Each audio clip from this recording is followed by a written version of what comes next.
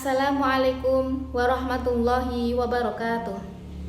Perkenalkan, nama saya Naila Asnal Mala dengan nomor induk mahasiswa 24010114544, Prodi Pendidikan Agama Islam, Fakultas Tarbiyah dan Keguruan, Universitas Islam Tribakti Lirboyo, Kediri.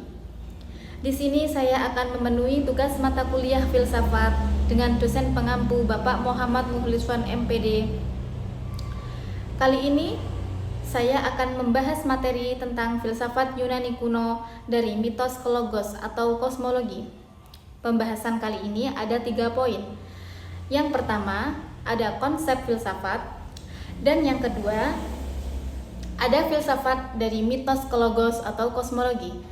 Yang ketiga, dampak pergeseran dari mitos ke logos dalam perkembangan filsafat.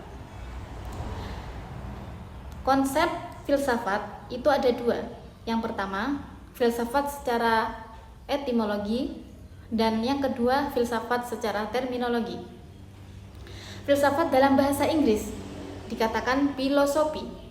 Dalam bahasa Yunani, filsafat berasal dari philosophia. Philosophia berasal dari kata kerja philosophein yang berarti mencintai kebijaksanaan. Filsafat itu mengandung arti himbauan kepada kebijaksanaan. Kebijaksanaan itu belum diraih, masih diusahakan. Seorang filsuf adalah orang yang sedang mencari kebijaksanaan. Itu pengertian filsafat secara etimologi. Filsafat secara terminologi, Bertrand Russell dalam Siddhartha mengatakan, definisi filsafat akan berbeda-beda tergantung pada pendirian kefilsafatan yang kita anut. Jadi, di filsafat secara terminologi akan banyak pengertian tentang filsafat. Ada banyak pendapat tentang filsafat. Jadi masing-masing ilmuwan akan menyampaikan apa sih itu filsafat. Plato mengatakan bahwa objek filsafat adalah penemuan kenyataan atau kebenaran absolut lewat dialeka. Aristoteles mengatakan bahwa filsafat menyelidiki sebab dan asas segala terdalam dari wujud. Al-Farabi mengemukakan bahwa filsafat adalah ilmu tentang alam yang maujud dan bertujuan menyelidiki hakikat yang sebenarnya.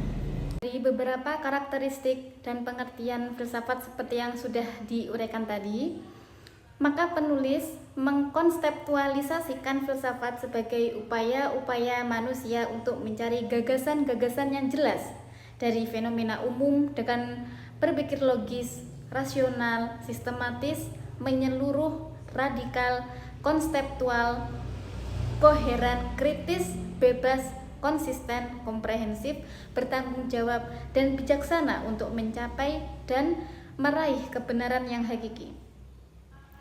Terus untuk poin yang kedua, itu filsafat dari mitos ke logos atau kosmologi. Pengertian mitos dan logos. Apa sih mitos dan logos itu? Mitos adalah narasi yang seringkali berkaitan dengan asal-usul, nilai, dan penjelasan tentang fenomena alam dan sosial. Mitos berfungsi sebagai cara untuk memahami dunia dengan pendekatan yang bersifat simbolis dan religius.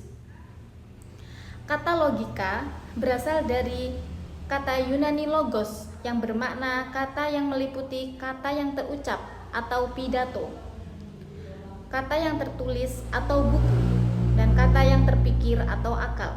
Namun, di Yunani kuno, logos kadang-kadang juga dipakai untuk menunjuk sesuatu yang bisa kita sebut makna yang tersembunyi di dalam mitos. Dalam pengertian logos, suatu benda merupakan tujuan akhir atau sifat hakikinya. Jadi kalau mitos dan logos, kalau mitos itu kan lebih percaya ke asal-usul, nilai, dan penjelasan tentang fenomena-fenomena alam. Beda kalau dengan logos itu dari logika, di mana orang itu sudah mulai berpikir ya, kalau sudah menggunakan logikanya untuk berpikir sesuatu. Terus untuk poin yang kedua itu ada sejarah. Sejarahnya perkembangan dari mitos ke logos atau kosmologi. Sebagian besar sejarah kebudayaan biasanya menoleh zaman keemasan yang kehidupan manusianya sangat bertentangan dengan kehidupan masa sekarang. Setiap bangsa memiliki zaman keemasan tersendiri. Yunani kuno merupakan titik pertama untuk memahami bagaimana filsafat lahir dari mitos. Beberapa ilmuwan yakin impian zaman keemasan di Yunani kuno mengacu pada kebudayaan Minos, Misena yang pudar pada masa Perang Troya, kira-kira tahun 1200 Masehi. Zaman itu merupakan inspirasi untuk perekaan mitos-mitos Yunani. Terus lanjut, dampak pergeseran dari mitos ke logos dalam perkembangan filsafat. Pergeseran mitos ke logos ada dampaknya dalam perkembangan filsafat. Itu yang pertama, ada pengetahuan didasarkan pada rasio akal budi, bukan mitos mitologi. Yang kedua, kebenaran mutlak dalam ilmu pengetahuan didasarkan pada akal budi yang krisis rasional. Yang ketiga, penjelasan dunia dan gejala-gejala di dalamnya tidak lagi bergantung pada mitos mitologi. Nah, itulah penjelasan tentang filsafat Yunani kuno dari mitos ke logos atau kosmologi. Jadi, pergeseran dari mitos ke logos telah berkontribusi signifikan terhadap perkembangan pemikiran filosofis dan ilmu pengetahuan. Filsafat mitos dan logos menunjukkan dua cara berbeda dalam memahami dunia mitos dengan kekayaan naratifnya, memberikan pemahaman kultural yang mendalam, sementara logos menawarkan pendekatan yang lebih sistematis dan logis. Sekian presentasi dari saya. Apabila ada tutur kata yang kurang berkenan, mohon dimaafkan. Apabila ada yang belum paham, mohon ditanyakan. Terima kasih. Wassalamualaikum warahmatullahi wabarakatuh.